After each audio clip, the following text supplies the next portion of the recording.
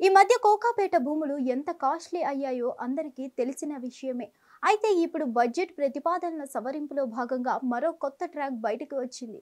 ఇప్పటి వరకు రాయదుర్గం వరకు ఉన్న మెట్రో స్టేషన్ ప్రతిపాదిక డిజైన్ ప్రకారం నానక్ రంగూడ విప్రో సర్కిల్ వరకు వస్తుంది.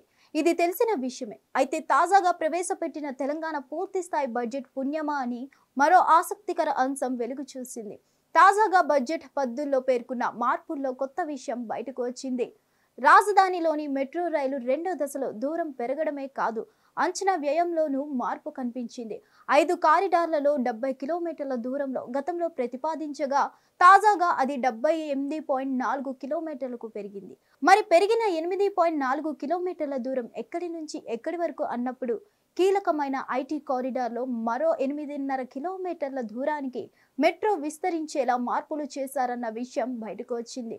దీంతో అంచనా వ్యయం 24,042 కోట్లకు చేరుకుంది. రాయదుర్గం నుంచి విప్రో కూడలి ఫైనాన్షియల్ డిస్ట్రిక్ట్లోని యుఎస్ కాన్సులేట్ వరకు 8 కిలోమీటర్ల మార్గాన్ని తొలుత ప్రతిపాదించారు. అయితే దీన్ని కోకాపేటలోని నియోపోలిస్ వరకు విస్తరించాలని రేవంత్ సర్కారు నిర్ణయించింది. దీంతో ఇక్కడి దూరం పెరిగింది. అంతేకాదు, ఇక్కడి మెట్రో డిపోను కూడా ఏర్పాటు చేయాలన్న ఆలోచనలో ప్రభుత్వం ఉన్నట్లు చెప్తున్నారు. కోకాపేటలో ఏర్పాటు చేసే మెట్రో డిపోతో ఇది మూడోది అవుతుంది.